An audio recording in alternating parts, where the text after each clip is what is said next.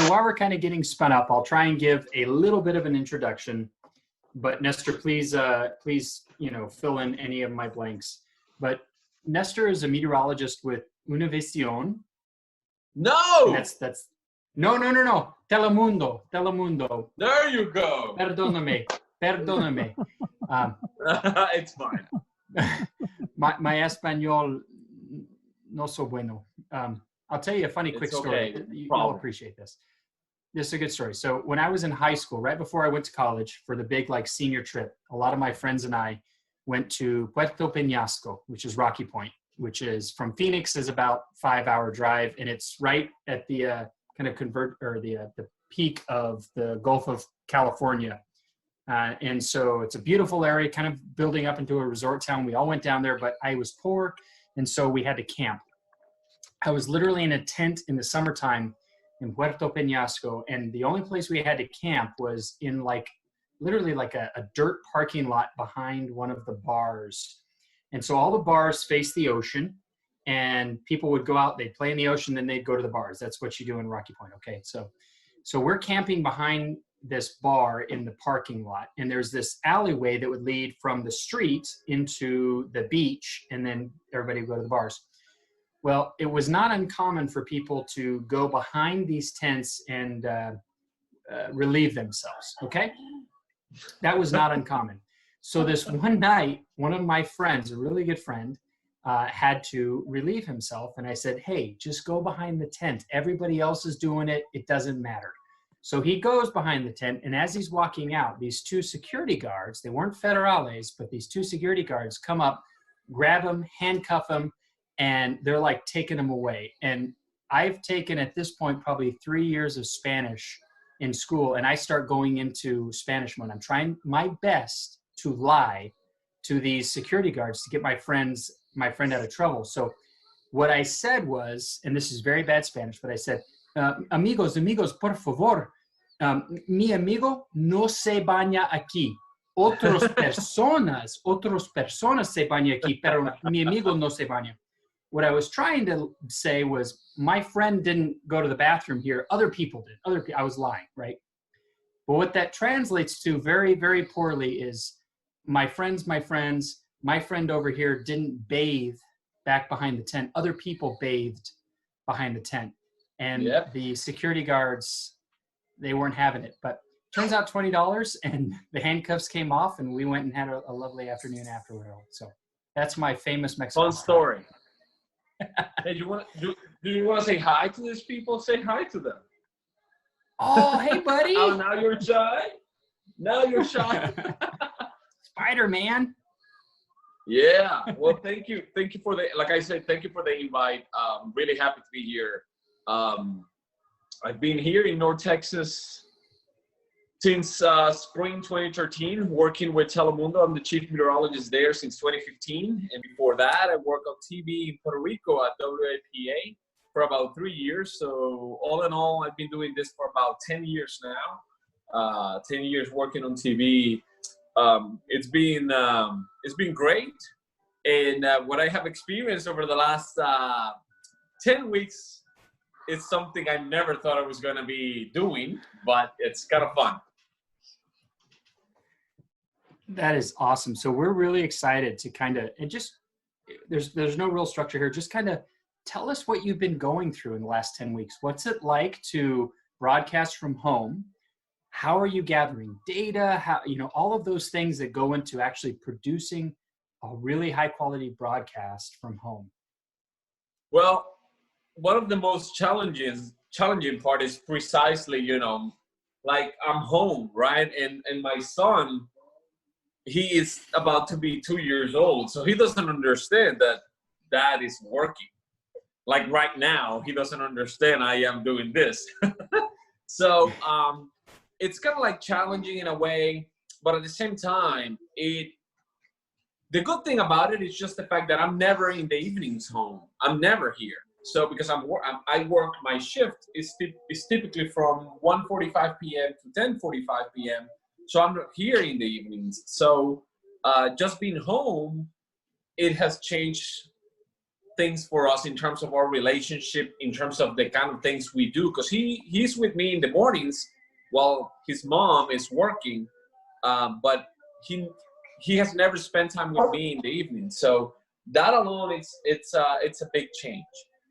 The second thing is, it's getting the data it hasn't been as challenging, because internet, that's all you need, and you can go everywhere and you can get data in multiple places. The challenging part was NBC owns Telemundo and NBC Universal owns Telemundo, right? So we have a very, very close security system. So it's not like, it's very close, kind of like the government, kind of like that. So it's very hard for you to get in a non-NBC Universal device to work. It's really hard. So yeah, that was challenging in the beginning, especially, how can I get to my weather computers? How can I, go to my desktop computer that is at work? There is no way for me to log on into it. So at first it was really hard, because nobody thought about this. And I came home on March the 20th. Wow. So that was my first day from home. And it was like, yeah, just go home and we're going to figure it out. We'll see what happens. So you guys can see, I have an iPad right there. Mm-hmm. So that iPad has an application. So I am broadcasting with that iPad using an application that allows my signal to get from here, video and audio, to the station. And in the station, it goes into the control room, and then they kind of like broadcast it over everywhere. So that's the way we're doing it. So I have, let's see if I can pan this a little bit. So I have a TV. It's a 75-inch TV right there that the station brought to me. Nice. In a pedestal. I have lights in here. I have lights there. So that's what I'm using, to correct the lighting. I have microphones that are lav. So this is a lavalier right here. So all this is connected so that we can have as good as quality as one can have broadcasting from home. I use my cell phone to connect to the IFB so that they can talk to me in my ear. Wow. And I'm using the iPad to broadcast.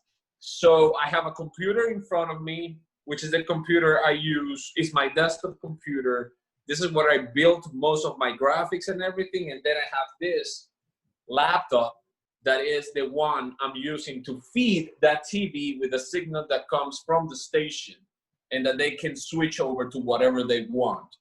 So it is all very internet based, which, like a day like today, I had a problem because, they are installing fiber in our neighborhood and we don't have internet. So today was kind of challenging, but I managed to get it over. So, like a day like today, I had to use my iPad as a hotspot to produce a signal to the laptop so that I could record some things. So I wasn't live today during the 5 p.m. show, but I managed to get a signal over there and we managed to be on air. So it's challenging in many ways. You have to reinvent a lot of things. You don't have access to everything, but you manage now. I mean, you have to, right? I mean, when I started it back in March, I told everyone we're probably going to be doing this for a month and then we'll be back. Well, it's been 2 months already, and I don't see us coming back anytime soon. So it has been challenging. It has it has changed everything, and I think TV won't be the same from now on, because like on a personal note, we don't have a daycare available. We don't have a nanny available. So it's just my wife and I taking care of our son. So in a way, just the fact that I've been working from home helped. Because, you know, now I can stay with him till 3 p.m. till my wife comes home, and then I can do my shows from 4:30, and 5 p.m. And that's, you know, and I can do the 10 p.m. too. So it has been challenging, but overall, you know, we've been learning along the way, and you know, my broadcasting from home today is better than what it was 2 months ago. So that's kind of like the way I see it. That's amazing. You know, we're kind of in a similar boat, as you know, in the Weather Service, in particular at my office at Southern Region Headquarters. We've basically, from, like you said, about mid-March, early March, we went home thinking, okay, a few weeks, let's just let this kind of boil over, and then we'll come back. I'm still home. And the only reason we go into the office now is to get stuff or to fix a computer that can't be fixed remotely. But 99% of my job, I've had to convert to this, this remote scenario. And thankfully, a lot of what we do now is in like Google Documents and Google Spreadsheets. So a lot of the paperwork and things like that is pretty easily to do remotely. But you miss the human connection. So yes. Could you speak to that, or what it's like to not see your coworkers and work with them on a daily basis? Sure. Hey, so our weather team, so NBC5 and Telemundo 39, we're in the same building, we're in the same station. So like every day at 2 p.m. we have a weather meeting with all the meteorologists working the evening. So we go over each one of us, we made our forecast independently, and then we get together and we kind of like do a consensus. So if you watch NBC and you watch us, you'll see the same 10-day forecast. The numbers are going to be the same. The icons are going to be the same, because we sit down and we kind of like collaborate it, and we kind of like, we do kind of like a blend of all the models. We come up with our forecast, and then we do a blend of our human forecast. So we do that every day. And on a typical day, we're talking about 4 or 5 meteorologists total working together with the forecast, right? That part, we're trying to do it, and we do a 2 p.m. call every day, but it's just not the same thing, because it's just, you know, literally going over the numbers. You cannot do the, hey, look at this model is showing this deep trough coming through. I think we should pay attention to that. It's more so, yeah, I saw this in that model. What do you think? Well, I had to look at it. You know, it's not the same human connection, like you said. That's just in the weather part. The second thing is, so, you know, our job as TV meteorologists, it has evolved a lot over the last 5 years, especially with, you know, they introduce augmented reality. Now our job is not only to be scientists and be able to forecast, is also to be able to create unique graphics. And now we have to create graphics in a 3D space. Hey, we are not graphical artists. We are, you know, in my case, I'm a theoretical physicist and meteorologist, and I happen to have the ability to learn how to do graphics in a 3D space. Right now, we're not doing any 3D graphics because we are not there yet in terms of what we're doing from home. But there is a collaboration component there where we might have an idea like, hey, you know what, maybe we can talk about this topic, and we can say, okay, you know what, that's a great idea. I'm just going to work that aspect of the graphic. You can work that other aspect of the graphic, and then we can combine them, and we can have a unique explainer that, you know, both of us can show on TV. And I typically work a lot with Rick Mitchell, because we are the ones doing the evening show. So we work a lot together. So we might have the same explainer the same day, and we put it together. But we can't do that right now because, well, he is working from home, I'm working from home, and even though we could technically create our components, well, then we are not able to physically put them together and test them and be able to check if it's going to look good or not. So yes, that's a factor. With my other coworkers, I mean, my two main anchors, sports, there's that component, it's gone. You don't have any, you see them on TV, but you don't talk to them. You don't have those off the air conversations when you can expand or elaborate about a different topic. You can't do that when you're working from home, because everybody is doing their own thing, and everybody is, kind of like, in between work, family, and the things you cannot control. There is actually no way for you to relate with your coworkers. And unfortunately, after this, I don't see how we can go back to the way it used to be. I don't see it. I think there's going to be more components of this, more remote meetings, more people working from home, which till 2 months ago, that wasn't even an option in the kind of work I do. So it has changed a lot, definitely. And yes, there is that human component that is completely lost. That's actually one of the hard things for me too. People that work for the Weather Service, there's this kind of a generic sentiment that a lot of us are inherently introverts, because scientists, actually you could be either one, but there's a lot of scientists that tend to be introverts, and you think, well, they don't need human interaction. That's not necessarily true at all.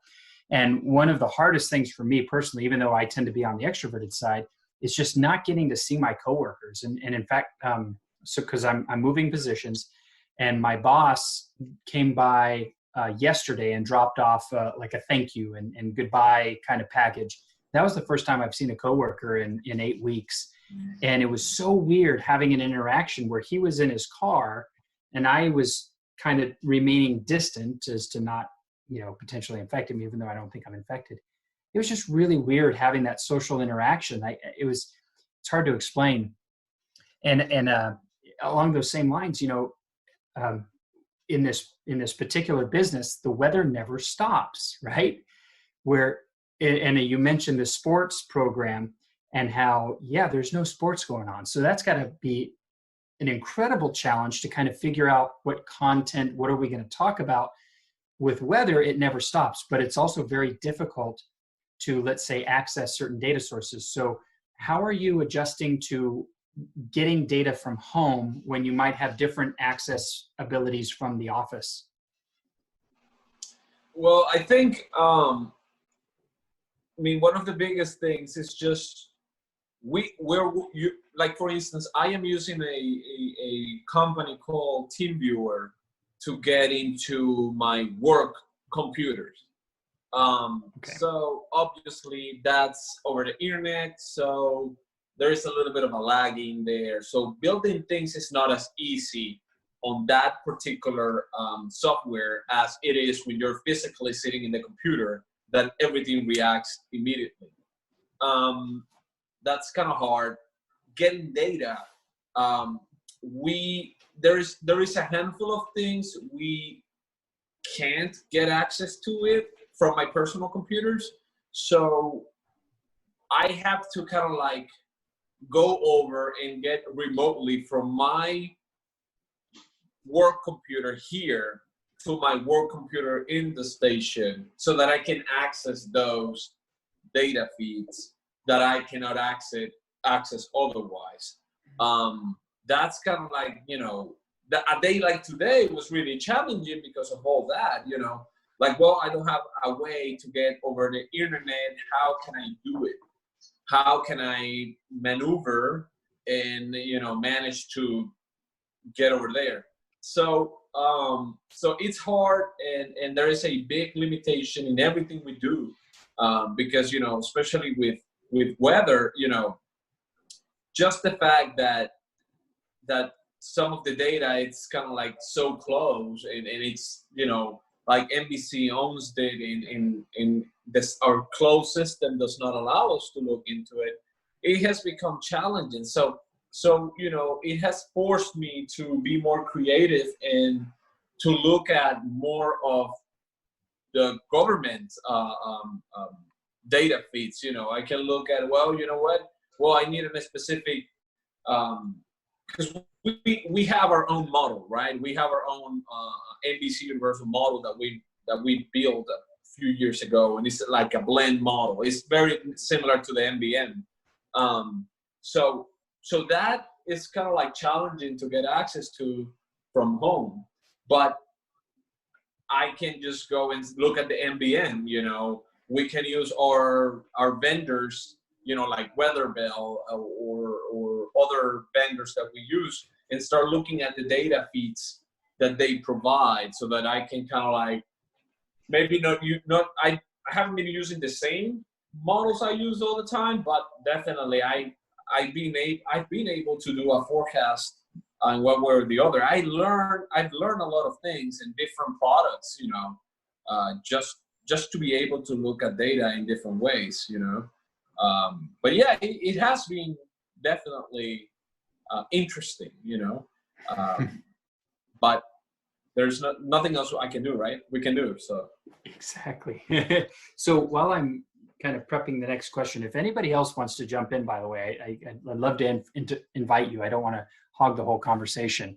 But along the same lines, you know, we obviously have our AWIPS system, which is the only system we can use to transmit warnings and to get certain types of data that, like you said, it's just much faster on our AWIPS system. You can probably find it on the internet, but there's some delays and some lags.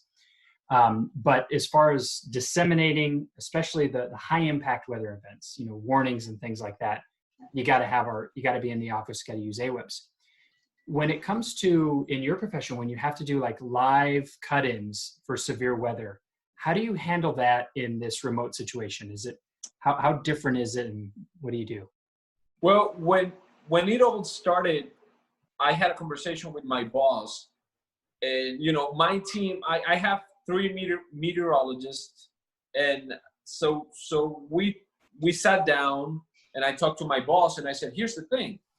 We are in North Texas, so we have high impact severe weather here.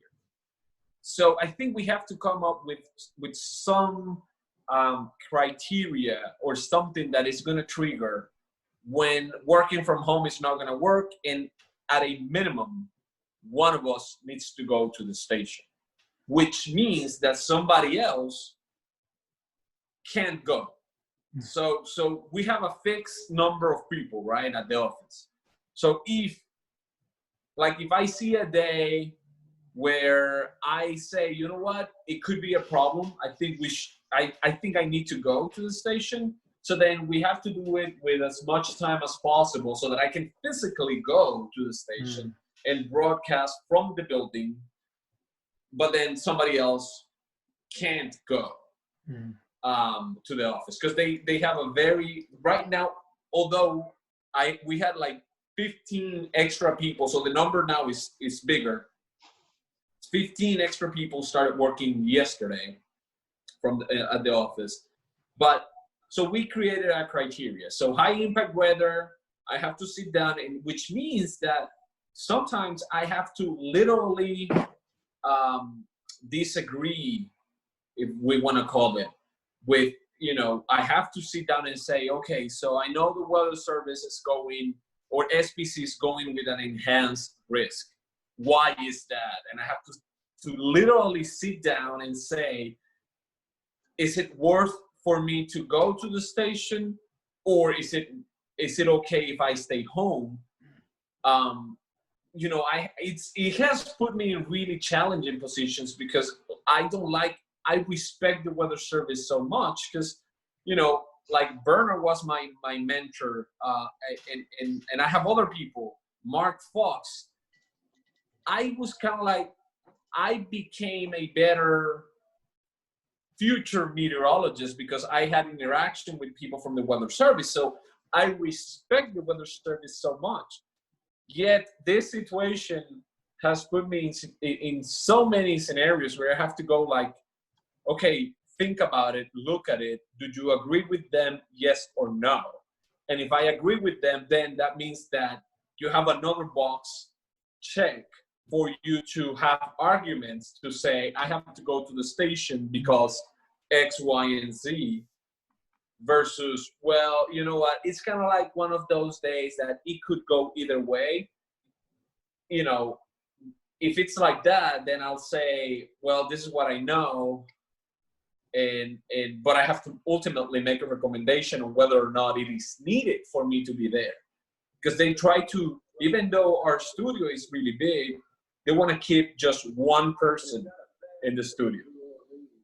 So if I'm going there, I am creating kind of like a conflict on that. So that person needs to be moved from the main anchor desk to another side of the studio so that there is a lot of space in between myself and that other person. So it has been challenging, but we managed to create criteria that, you know, ultimately allow us to determine whether or not I need to go to the station or if it's okay for me to stay from home. That is such an amazing challenge, and I feel for you. And by the way, David. Sorry about that. No, it's okay.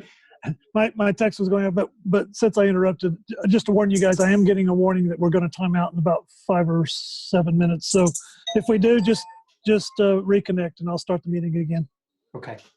So it's a particular challenge for you, and that what a difficult decision, right? To say that so-and-so person's not going to come in today because I need to come in and do this really important job and I can only do it in the office.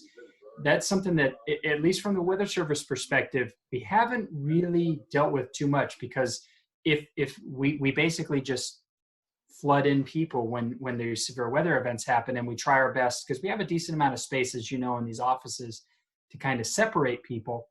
But I don't know if we've ever really said this is the max number of people you're allowed in the office. And by the way, it's completely fine.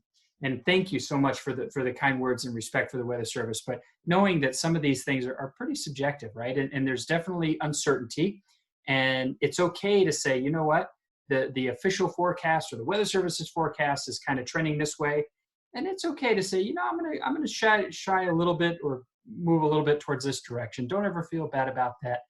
Thank you so much for respecting and the kind words. But we understand that it's kind of a different scenario, right? And when you have to spin up and speak to such a large community, your criteria might be different, and your triggers might be different than ours. And so anyway, I just wanted to let you know that I really appreciate that. So anybody else, before we cut off, anybody else have a question or comment you want to ask to Nestor? Yeah, Nestor, this is Mrs. Bernard. When you have a real active weather event, you know, in the past, you've been in the studio on air. Somebody is monitoring social media for what the Weather Service is putting on Twitter. They're about to issue something or whatever. And somebody may be looking at the radar, talking to the folks you have deployed in the remote vehicles. So how would you be able to do that if you sort of tried to game that out one way or another in this sort of new era that we're in? Well, so for those of you that don't know, so we own our radar, and it's an S-band, and we operate it. As a matter of fact, since January, I'm the one operating the radar. So that's another thing I have on my plate. So before the event, I have to decide, okay, so at one point, I'm just going to be changing modes in this radar, plus doing my job of informing the people. Like Bernard said, so what we do is we typically assign one meteorologist. That's going to be the person monitoring all social medias and also updating our own social medias. Because realistically speaking, when we are broadcasting, if I am in a high impact event, you know, like the Dallas tornado back in October. My main job is to be in front of the camera telling people what's going on. So I have somebody else handling my social medias and looking at what information is coming in. With all this going on in terms of the coronavirus, one thing we're not doing is we're not chasing storms, because that requires more than one person to be in the same vehicle. So we're trying to avoid that. And that's one of our rules or criteria is, if you're going to chase, we never send just a single photographer to go chasing. We typically send at a minimum two. So one photographer and a reporter, or just a photographer and a driver. It's never just one person.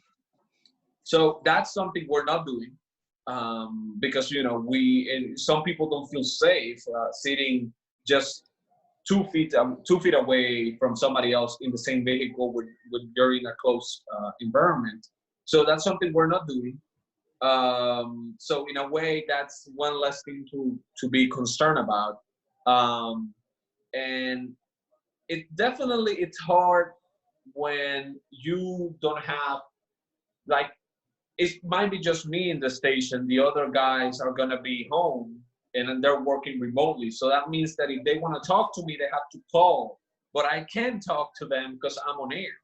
Mm-hmm. So, and I can't start writing to them because, again, I'm on air. So it's definitely challenging. It takes a lot of coordination before the event is taking place, before we can actually execute it. I am happy that this year has been very, very, very quiet. And you know what? I don't have a problem with that. It's been great. Let's hope it continues that way, because honestly, I can't imagine an active year of severe weather in this particular situation. It's definitely going to be really hard to get something together the same way we used to do it. It's going to be really hard because, again, you're relying on so many things. I mean, if somebody loses power on their apartment, then that's, you know, just one less person. And, well, you lost internet, that's another. You know, it's really hard. It's really hard. But at the same time, the impact of the events have changed significantly. Like an event like last Saturday, we had 5 inches of rain in some locations, but then you don't have the same level of impact because you have less people overall in the streets. You have, like, well, you might have some morning showers or thunderstorms, but again, you don't have kids going to school, you don't have people going to work. So then overall, the impact of society has also dropped because of the whole thing. So that's why I think we have to sometimes sit down. Sorry for that, ladies and gentlemen. Thank you so much to David. Yeah, David's kind of running this right now. So thanks, David. We knew this was going to happen because free license and whatnot. So hopefully Nestor will join back up with us in a second. And, oh, there you are. Sorry about that, Nestor.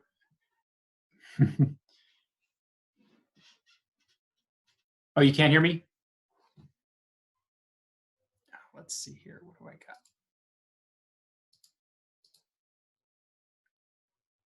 Yeah. Michael, can you hear me?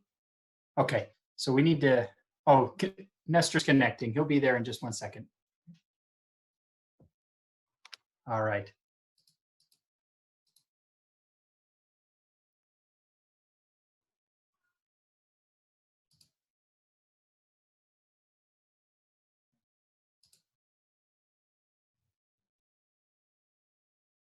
All right, looks like everybody's slowly coming back with us.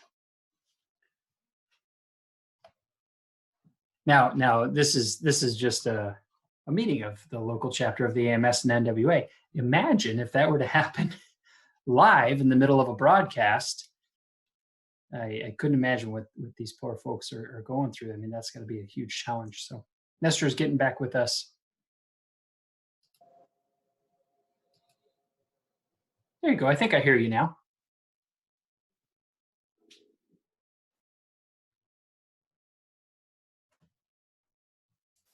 By the way, I'm growing a beard. This is my COVID-19 beard. You can hear me? Now I hear you. Oh, now I hear you. All right. Awesome. Technology. So, all right. Thank you so much. Sorry for the disruption. And so, yes, I wanted to, again, open it up. I think somebody else had a question. Bernard had a question. Somebody else might have been trying to jump in. So go ahead. Greg, maybe?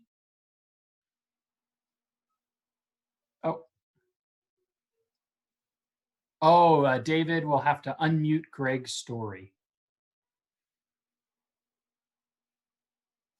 There we go. Nestor, how you doing, buddy? Hey, good. Hey, I just wondering how you do at your 2 o'clock meeting and you say you're going to disagree with the National Weather Service forecast when it was your wife that put it out. Hey, here's the thing. So it's funny when we talk weather home. It's really funny because, you know, I've been working in weather longer. So I always put that card like, hey, you know what? I am more experienced than you. And then she said, yes. And I work with the weather service, which means I have access to data you don't. And that's true. And then I said, well, it's okay. Because again, you know, I know I've been here longer, so I understand the weather more so than just having access to the technology. But overall, I mean, we have a lot of respect for each other, and we play our strengths mainly when we're looking at a weather situation. And it's funny, you know, when we sat down and then we go like, well, what do you think about X day, right? She knows that when I ask her, what do you think about X day? She knows I am thinking about something. So she's going to go ahead and you know, we like to test each other. So it's kind of funny. But overall, we have fun. Probably our son won't be a meteorologist.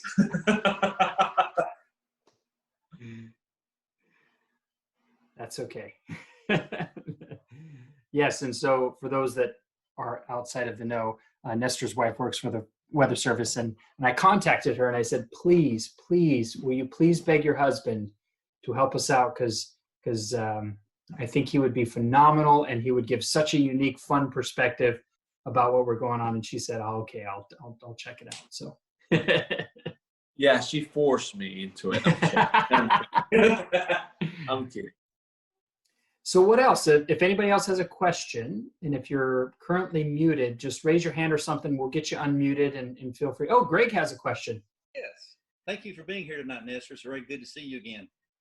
Yes. You use NWS chat during an event, and are you finding that beneficial? Are you able to talk? Well, yes. I use the chat when it works.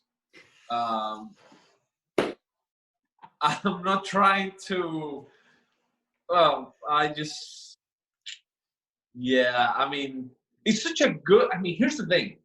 It's such a great resource and such a great tool to have access to. But I know that if it's a high impact event, it's gonna crash.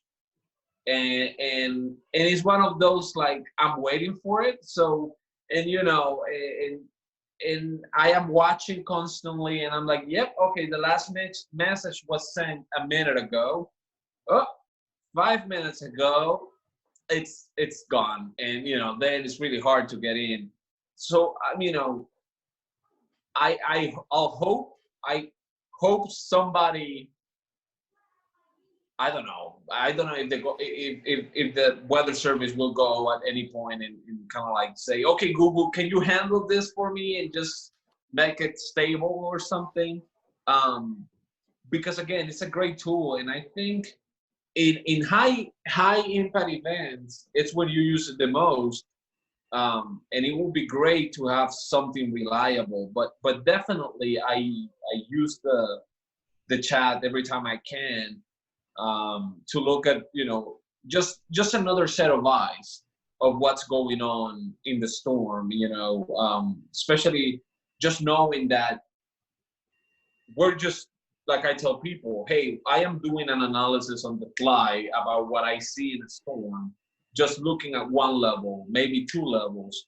Whereas I know that somebody in the weather service is actually sitting down, looking at all the different levels, and they have criteria when they go like, hey, look, the meso, it's all the way through here, it's doing this, it's doing that. We have a lot of rotation, it is extending this high, where I can go and say, oh yeah, there is rotation in these two scans. Yeah, I think they're about to issue a tornado warning on this storm, blah, blah, blah, blah.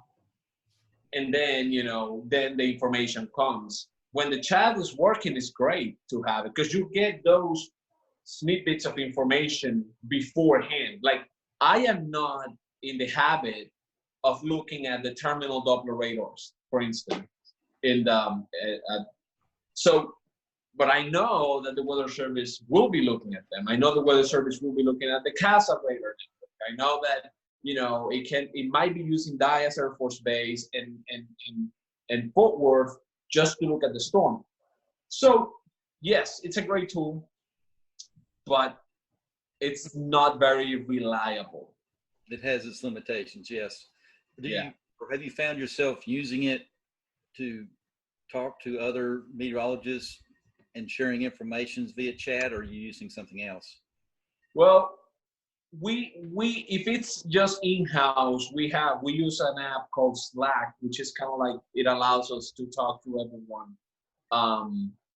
We don't use the chat to talk to other meteorologists from other television stations. If we want to talk to them or anything, we just send them an email. But I have used the chat to talk to a specific forecaster, or if for some reason, if there is an event and there is something that doesn't make sense to me about what the discussion is about, then I might say, hey, this is what I see, blah, blah, blah, blah. Why are you guys thinking this? And, I think Fort Worth, and not because my wife works there, but I think the office at Fort Worth, they do a great job with the chat. And I know that a lot of offices around the country, they don't do the same. Because our NBC Universal owns 42 stations across the country.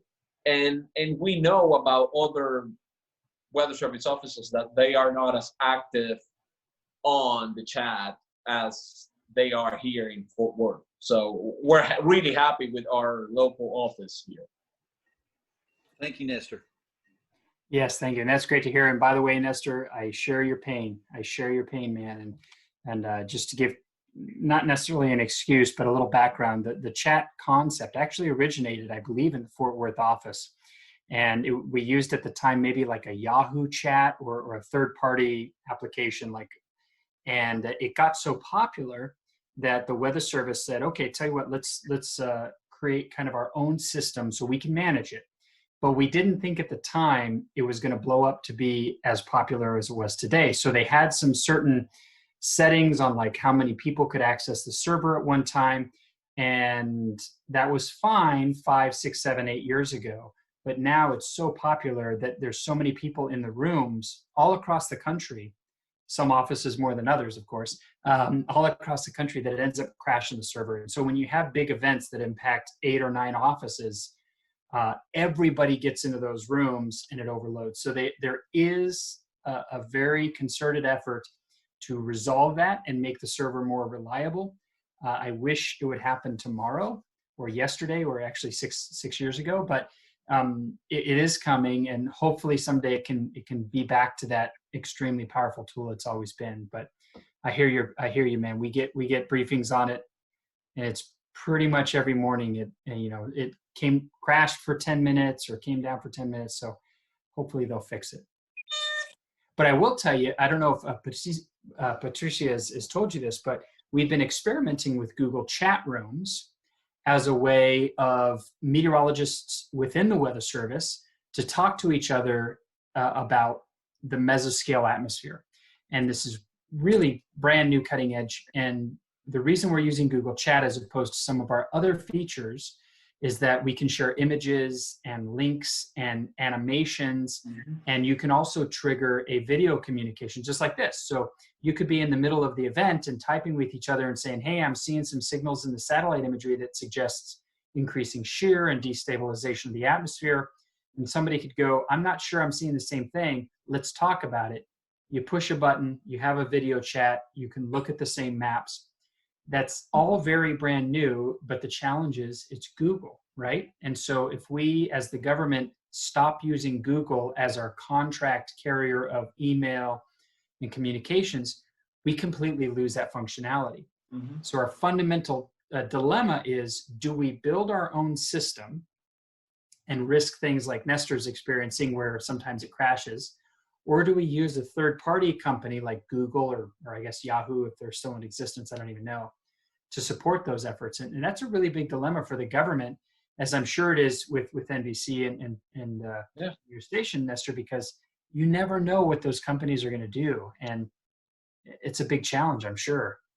Oh, no, definitely. You're absolutely right. Like you said, we're using Slack in our office just to communicate. But overall, our NBC, we have Office 365.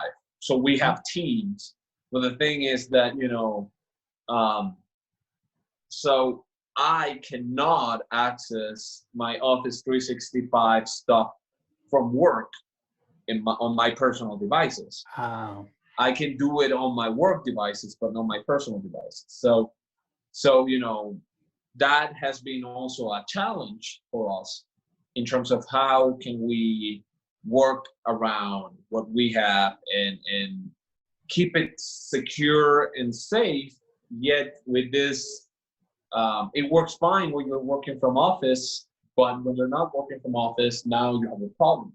And kind of like part of the problem we had was also, well, there aren't as many devices for everyone to be able to work from home in a computer device from the station. So that was a problem too. So how are we gonna prioritize who's gonna get a device versus who is not? And those that do not, how can we get you access from your personal devices? So it was definitely a lot of growing pains, especially that first month. Now it's more easy. There are already procedures and things in place.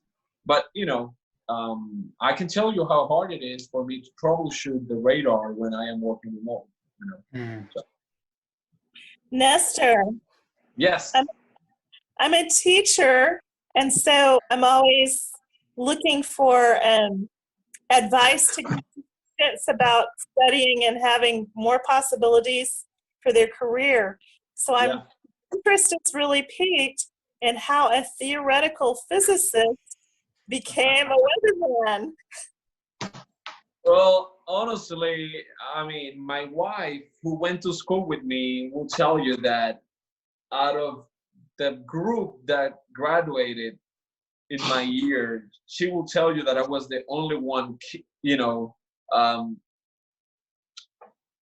capable of talking in front of people without really caring about. And, it was a hard time when I tried to get into the Weather Service when I was trying to get out of college, but we were in the 2008 recession, those years following it.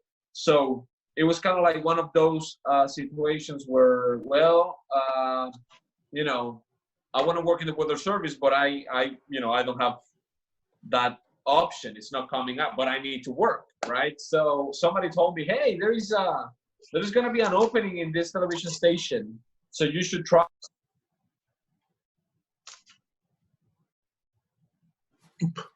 Oh, you got muted. Lost him. Sorry. Sorry, you got, oh, there you go. Okay, there we go. It was the first time in front of the green screen in my interview, my first job. But apparently, I did it well because I ended up getting the job. So it was a learning curve for me because I knew the signs, I knew the weather, but I didn't know. At the time, I didn't know anything about TV, so I had to learn my way. And I learned a lot in the first couple of years about how to broadcast, how to do this, do that, blah, blah, blah. And the hardest part for me was how to, like I said, and I don't mean to offend anybody, how to dumb it down. How can you simplify something as complicated as the atmosphere into simple terms? Because at the end of the day, people want to know if it's going to rain or not. So how can I make it so that I don't talk about the quasi-geostrophic vorticity equation and blah, blah, blah? Well, that was hard. That was really hard. And to be honest with you, I've been doing this for almost 10 years. And even today, I still sometimes say, dude, just, relax a little bit. Think about it. How can you explain this into simple terms? And you know what? It happened to me just, I think, 2 weeks ago. I started to talk about the tree body, the hill spike, and I started, this is a TVSS right now on radar. And then I'm like, okay, dude, no. So yes, this is this feature, and that means there is a lot of hail right there. So yeah, it's hard, and I still fight that sometimes. But somebody told me once, when you are a meteorologist and you work on TV, you are the cool science teacher on TV that gets to talk about science every day. So I'm happy about that. This is awesome. Anybody else want to raise their hand or interject? Jump on in. Oh, Bernard, go again. Come on. Follow up on the teacher side of things. In the past normal, one of the things the broadcasters often did was visit schools, and now the students are learning by things like Zoom. Has anybody been exploring, and maybe we hear from the teacher side as well, what are the opportunities to have Nestor be a guest visitor to a virtual classroom? I've been doing it for a while. Because, especially sometimes when the school is too far, or when I am very, because like when it was just me and my wife, it was really easy for me to say, hey, I have to go to this school, it's an hour away, it's fine, I'll go to work from there. To, you have a son, we have a son, so you have to take care of him in the mornings, which I do, and now I'm not as available. So I always give teachers the opportunity to say, hey, you know what, I might not be able to be physically there. So I used to do, Google Hangouts or Skype. And I think this is going to be the new normal. I've been contacted already by a school that they want to do a career day, a virtual career day, with students.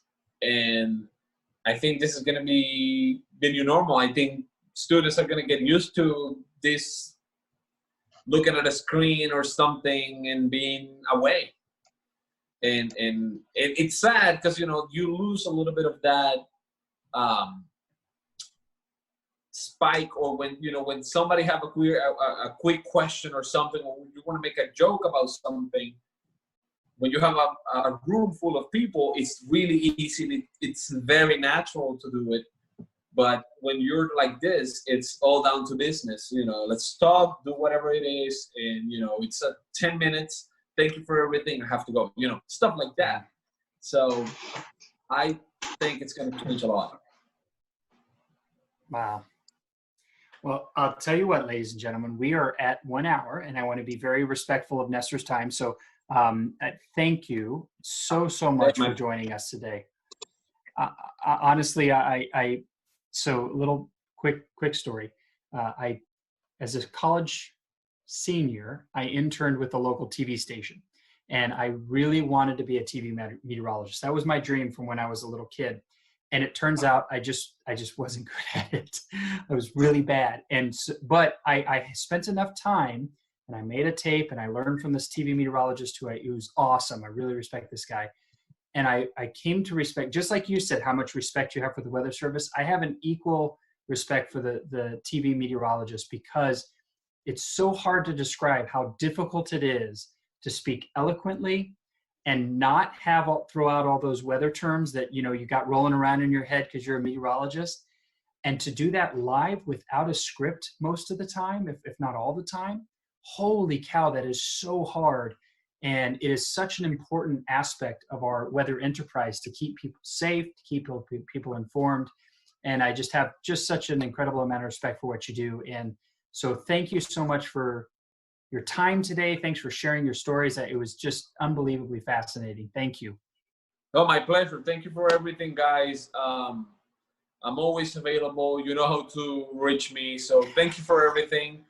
Have a good night, you all. I have to start getting ready for my 10 p.m. But yeah, thank you for everything. And, let's see how long this whole thing lasts. So thank you. Have a good night, everyone. Thank you, Nestor.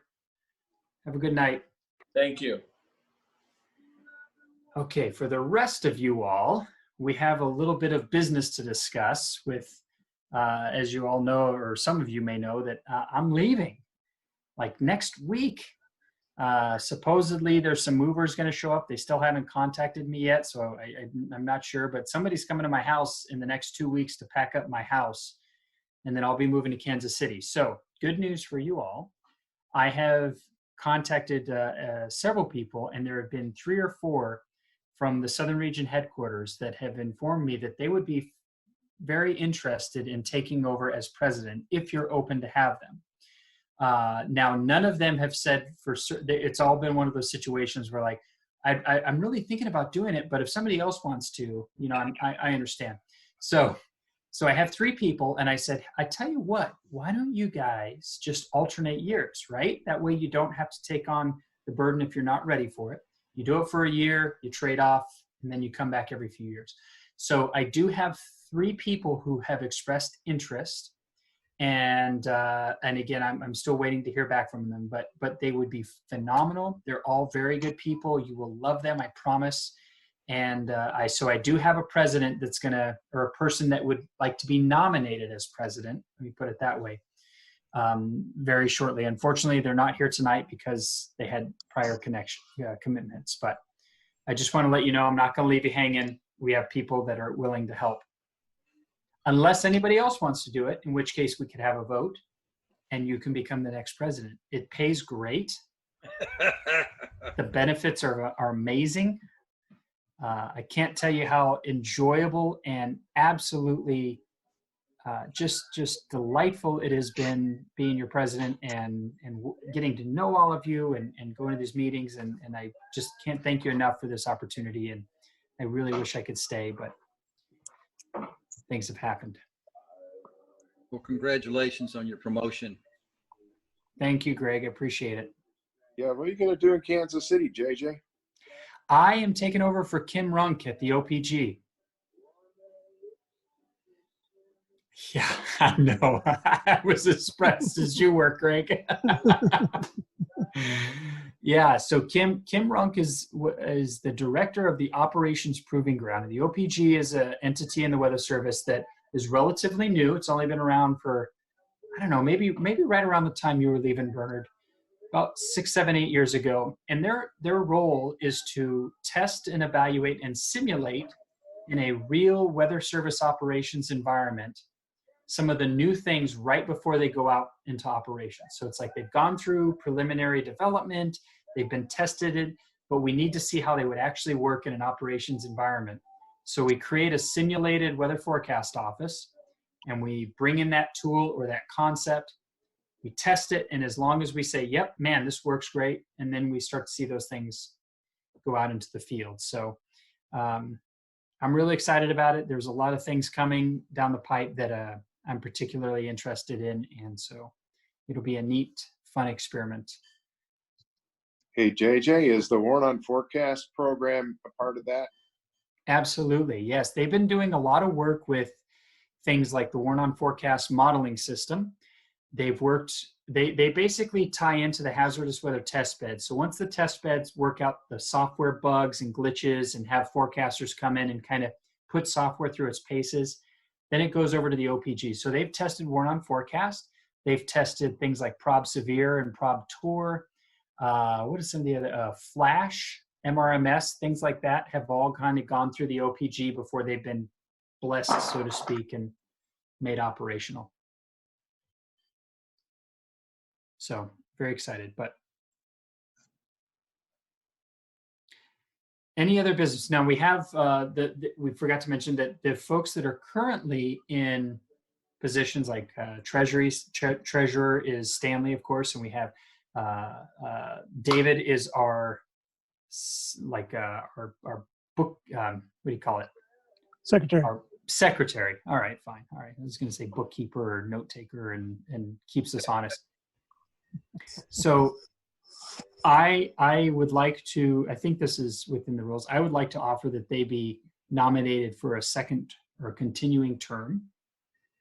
And they've all agreed that they would be happy to do that. So does anybody second the vote to continue their roles? Thank you, Michael. Second and the third, all right. You've been blessed. You all get to go forth and remain in your roles. Any other business anybody would like to discuss?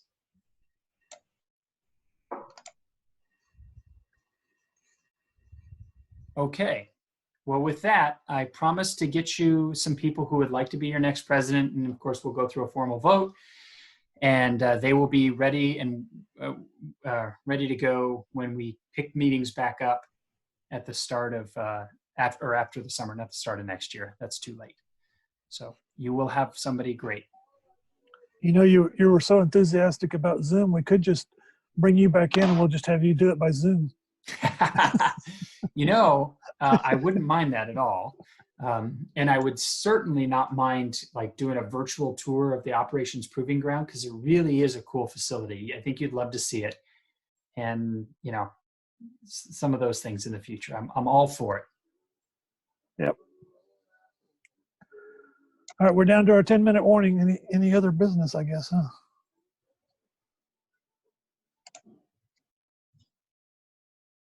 I don't see anything.